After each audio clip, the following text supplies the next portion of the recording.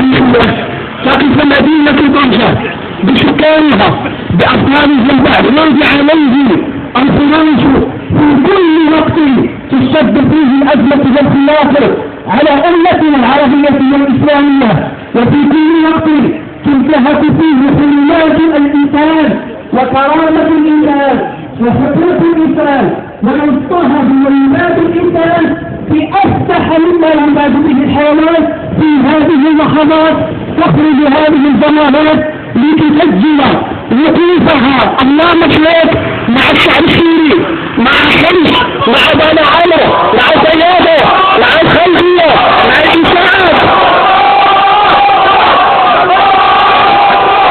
وليسجل شحن الشديد للنظام السوري الأسدي السفاح، النظام الذي تحول إلى عصابة إسلامية لا شغل لها إلا أن تذبح الأطفال والنساء والشيوخ والرفاع. ونعم الوكيل،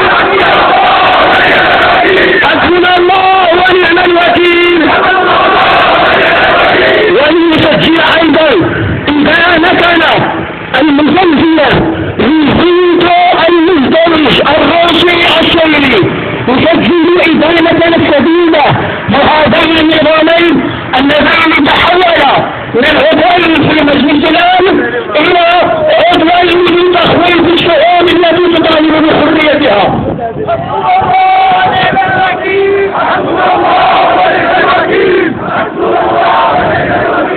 حسبنا الله ونعم الوكيل. والمدينة بشدة كل الأنظمة التي تسلم الأسلحة وتمد النظام الأسدي بالأسلحة ليقتل شعبه وأبطاله، وعلى رأسهم النظام الإيراني. نمد من النظام الإيراني لأنه يمد النظام السفاح بالأسلحة التي يمسك بها هذا الشعب. نمد به وبالنظام الروسي وبالنظام الصيني وبكل الأنظمة التي تقف حجرة عصب أمام تحرر الشعوب. لا إله إلا الله ورد العدو والله. لا إله إلا الله ورد العدو والله. لا إله إلا الله ورد العدو والله. لا إله إلا الله ورد العدو والله.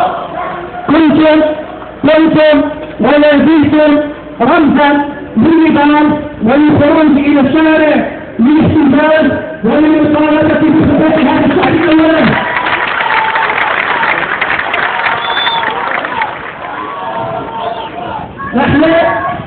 نحن أولا وأخيرا لا نفصل بين حقوقنا وحقوق أمتنا، نطالب أولا بحقوقنا وقد خرجنا فيما سبق وسنخرج دائما وأبدا كلما انتهكت حرماتنا، كلما انتهكت حقوقنا سنطالب بحريتنا دائما.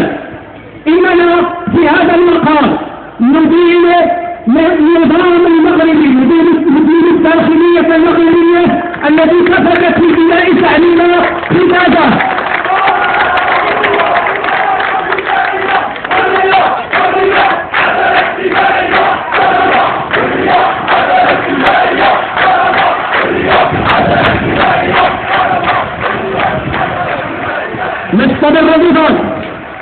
يستمر النظام على الرغم من وضعه بعض الشعيرات في وجهه والالتحاء لتزيين وجهه امام العالم. يستمر هذا النظام بهذا الشكل النفسي الملتحم، يستمر في قمع شعبنا ابتداء من قمع شعبنا في غزة. تحية للشعب المغربي في غزة، تحية لأسعارنا في غزة. والنهضة حتى يسقط الخطة، والنهضة حتى يسقط